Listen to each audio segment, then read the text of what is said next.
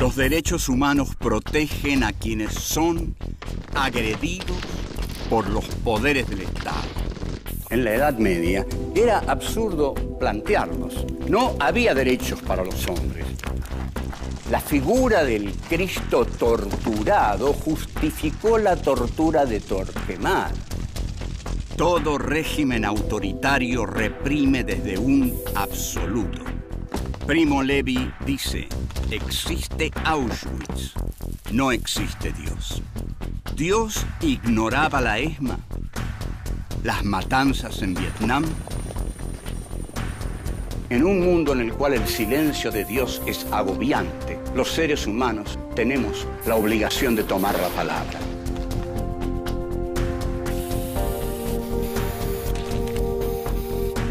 Filosofía aquí y ahora 5. Filosofía y derechos humanos. Encuentro 5. El antisemitismo. 1. El odio al otro.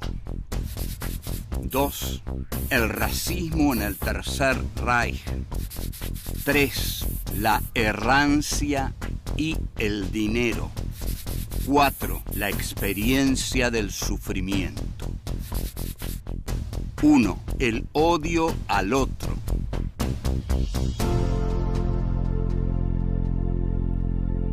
Encuentro número 5. El antisemitismo. En verdad, para ir al punto en cuestión, lo que ha trastornado al pueblo judío durante los últimos siglos, digamos durante los últimos 2000 años, desde la crucifixión de Cristo, es que son acusados de haber matado a Dios.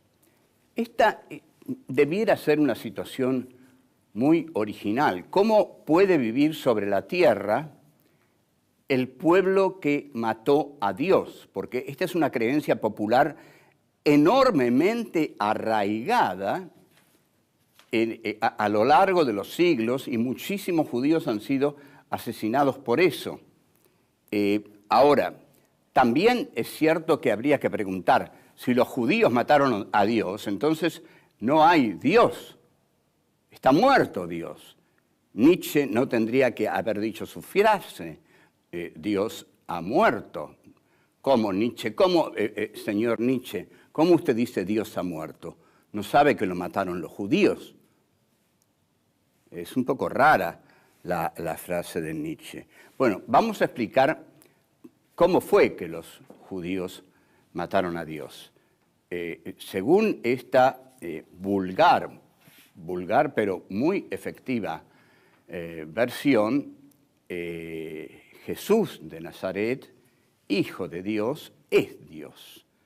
Y los que lo crucificaron y pidieron su crucifixión en lugar de la de Barrabás, el ladrón, fueron los judíos. Curiosamente también, los que lo siguieron, los que lo amaron, sus seguidores, los que luego difundieron su doctrina y sus primeros súbditos, necesariamente durante muchas décadas, fueron judíos. Y algo más todavía, Jesús era judío, ese Dios era judío. Si usted habla con un judío, el judío les va a decir, caramba, si hasta cuando necesitaron un Dios nos lo pidieron a nosotros. Lo que funciona aquí es más que, por supuesto dentro de todo esto hay una ignorancia terrible.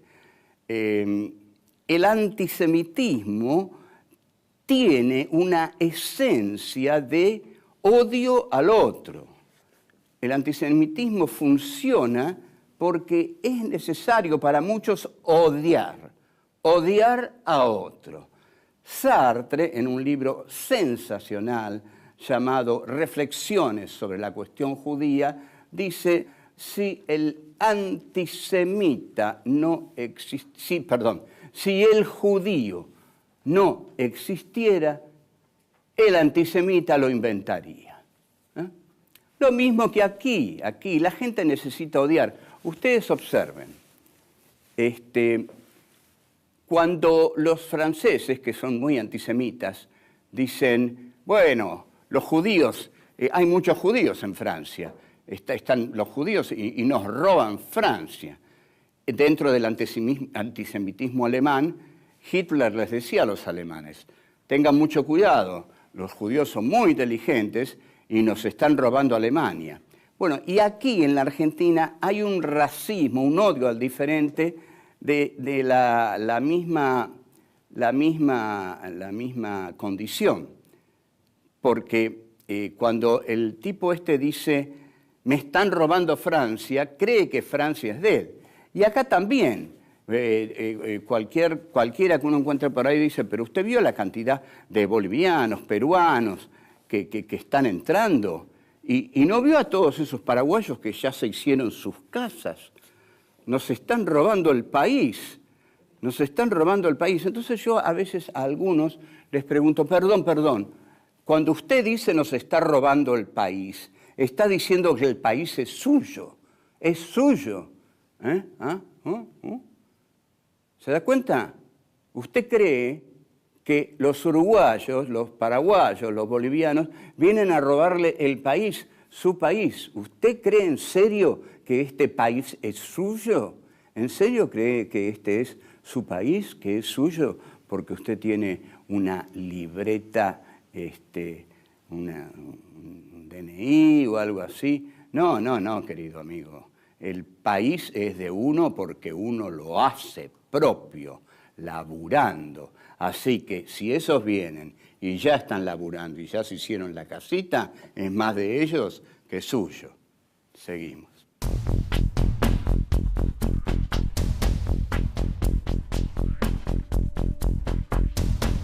Dos, el racismo en el Tercer Reich. Tampoco tenemos que creer que la cuestión esa de los judíos mataron a Dios era solamente una cuestión de ignorancia popular. En sus ensayos sobre el cristianismo, nada menos que Hegel dice que lo absoluto pasó entre el pueblo judío y el pueblo judío no lo supo reconocer. Díganme si ahí no está la base total de los judíos mataron a Dios. No supieron reconocer a lo absoluto y decir los judíos mataron a Dios es más o menos la misma cosa. Esa es la base antisemita y racista de la Alemania que va a confluir en el Tercer Reich. El Tercer Reich necesitaba, por supuesto, de un gran otro a quien odiar. Y encontró inmediatamente al judío como ese otro que pudiera unificar al pueblo alemán. Ustedes observen que un pueblo dividido por miles de causas puede ser unificado por el odio. Alemania estaba en la ruina. Alemania estaba herida por la derrota de la Primera Guerra Mundial, por las humillaciones del Tratado de Versalles, por las luchas intestinas entre la gente del partido nazi, los comunistas y los socialdemócratas, y Hitler les señaló, son los judíos, la culpa la tienen los judíos se han robado la plata de Alemania, por eso la inflación nos está comiendo, la plata la tienen los banqueros judíos. Y el discurso era, los judíos son superiores en inteligencia, los judíos son demasiado inteligentes ante el alemán, que es un pobre campesino, que es un ser puro que trabaja la tierra con sus ojos claros, con la pureza de su corazón, el sucio judío que viene viviendo de la usura desde la Edad Media o desde todos los tiempos,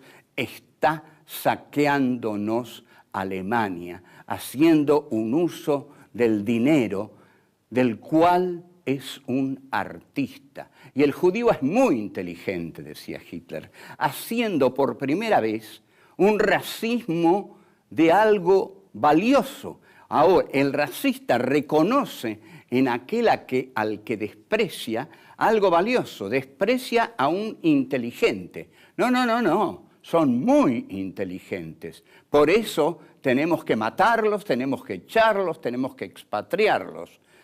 Hacen un manejo del dinero tan extraordinario que se van a quedar con Alemania. Entonces, ahí los comunistas alemanes, los nacionalsocialistas alemanes y la socialdemocracia alemana se unen en torno a este líder que los convoca en el odio al otro. El otro, apareció el otro demoníaco que es el enemigo de todos. Ahí el gran acierto político de Hitler es encontrar al enemigo de todos o inventarlo, porque no lo era el judío. Hitler inventa al enemigo de todos, de comunistas, de nazis y de socialdemócratas, y él se transforma en el líder del enemigo demoníaco de todos. Esto ya lo había escrito en la cárcel cuando lo pusieron ahí durante un tiempo, en Mein Kampf, Mi lucha, donde está con Rudolf Hess, que escribe varios de los capítulos. Están ahí todas las ideas del Führer y sobre todo sus ideas antisemitas. Su antisemitismo es terrible. No creen en Jesús. ¿Cuál es el Dios del judío? Es el dinero al contado, el dinero sucio. Por supuesto, el dinero es sucio, el dinero se ensucia. El judío es tan sucio como el dinero. Y el billete arrugado y sucio es su corazón. Eso decía Hitler. Volvemos.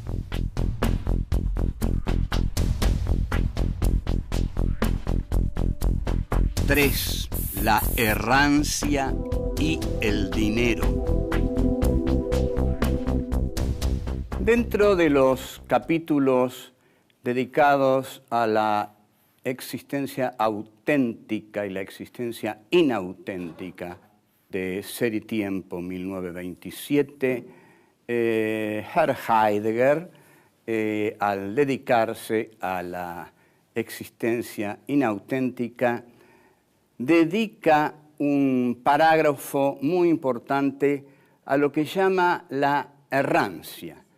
Tengamos en cuenta que la existencia inauténtica consiste en no permanecer seriamente en nada, ¿no? En no detenerse en el misterio de nada de lo que es, en ir de una cosa a la otra. Entonces, lo que caracteriza a la existencia inauténtica es la conducta de lo errante. Lo errante es justamente ir de una cosa a la otra, ¿no? No me detengo en nada, paso de una cosa a la otra sin profundizar en nada.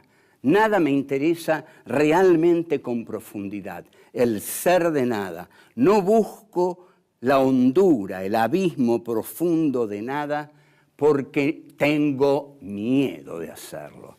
Entonces, la errancia es mi ser y la errancia es mi ser inauténtico porque la errancia es mi cobardía. Entonces, hay muchos que ven en esta descripción de la errancia, que es muy profunda en Heidegger. Heidegger dice que el ser errante, o los intérpretes dicen que Heidegger está describiendo al judío al describir al ser errante. Y hay, durante el siglo XIX, una novela del escritor francés Eugène Sue, que se llama El judío errante.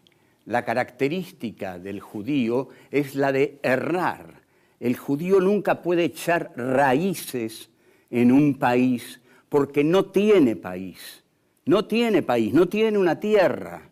A lo largo de los siglos no ha tenido una tierra porque es un pueblo sin arraigo propio. Este enorme sufrimiento ha sido muy mal comprendido por los antisemitas que encima se lo han reprochado. Entonces, Heidegger dice, ese pueblo errante, incapaz de profundizar en nada, es el que va de una cosa a la otra.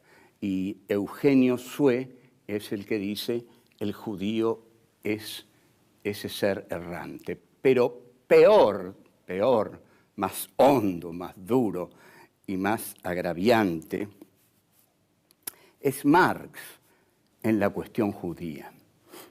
En la cuestión judía, Karl Marx identifica a la usura con el capitalismo.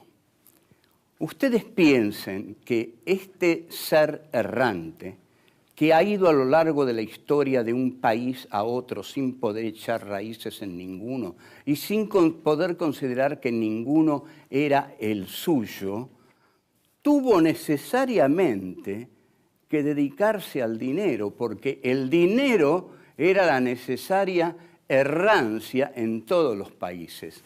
¿Qué es lo común a todos los países? El dinero. El dinero me ancla, me da raíces en cualquier país. Entonces, el judío se dedica al dinero, a la usura, y la usura es lo que con el dinero le da ganancias. Entonces, Marx dice, el capitalismo es la usura. El capitalismo es la usura. Lo que va a solucionar el problema judío es la desaparición del capitalismo, la desaparición de la usura. Y con la desaparición de la usura van a desaparecer el capitalismo y el problema judío. Y hay algo más que hay que comprender para comprender lo que este pueblo significa en la historia, que lo voy a decir en el próximo bloque, porque ahora vamos a ir a un corte.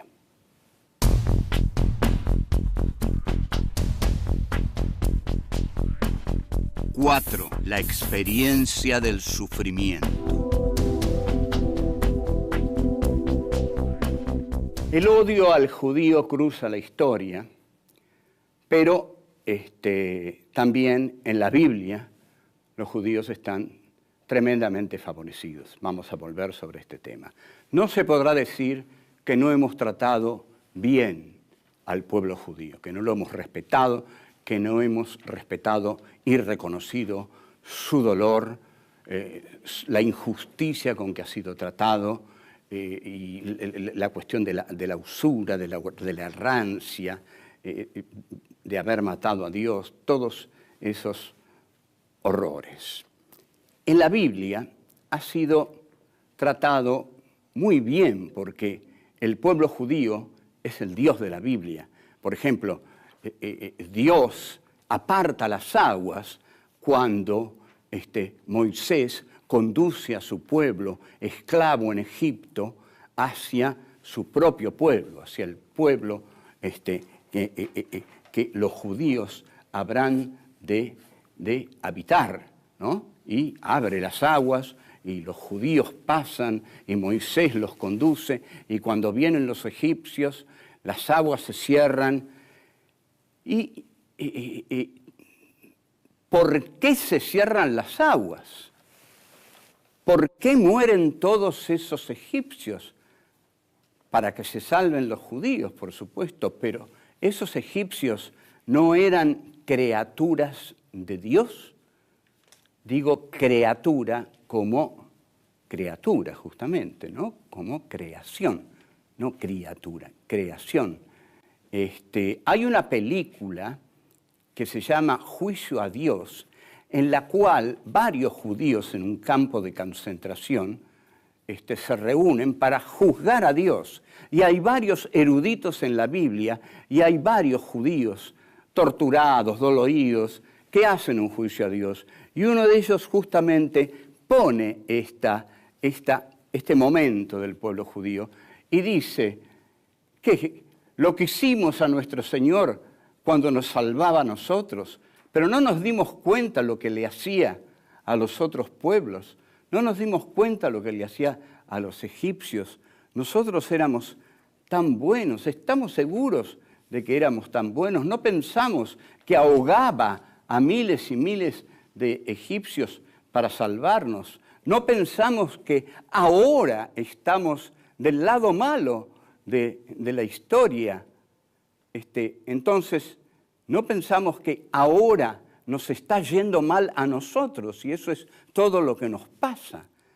Entonces, los judíos continúan, después de la Segunda Guerra Mundial, sin conseguir un Estado. Un pueblo sin un Estado es una cosa y un pueblo con un Estado es otra cosa. El cristianismo sin un Estado era una cosa. Era el cristianismo de la fe, de las catacumbas, de la persecución, de la pobreza y del recuerdo venerado del Dios Cristo de la cruz. Pero el cristianismo del Estado, el cristianismo del poder, el cristianismo de la riqueza, fue el cristianismo de la persecución, el cristianismo de las cruzadas, el cristianismo del poder papal, el cristianismo de la tortura. Y entonces, los judíos llegaron a tener su Estado. Llegan a tener su Estado a partir de 1948 y vayamos a hoy.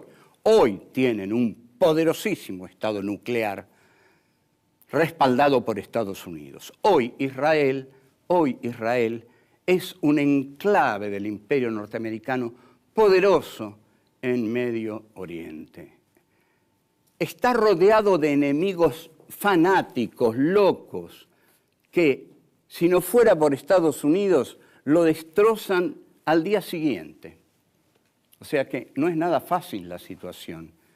No es nada fácil, no es nada fácil. Entonces, Israel o se respalda en Estados Unidos o desaparece del mapa.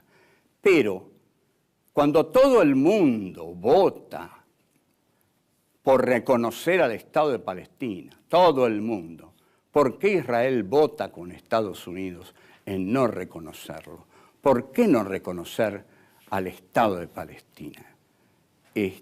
Ahí el Estado de Israel se transforma en el Estado de Israel. Entonces la pregunta es, ¿cómo un pueblo que ha sufrido tanto puede hacer sufrir tanto a otro?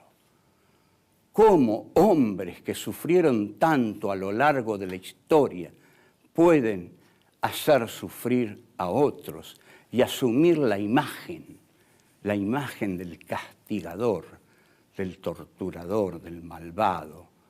Es casi inexplicable, pero es explicable porque estamos al azar, porque no hay reglas morales, porque no hay una sola regla moral que pueda ya establecerse sobre este mundo. Si eso pasa, si Israel, que ha sufrido lo que sufrió, no da el ejemplo de la austeridad en la causa del sufrimiento aplicado a los otros, entonces no hay quien pueda darla en este mundo, porque no hay quien haya sufrido como sufrió el pueblo de Israel.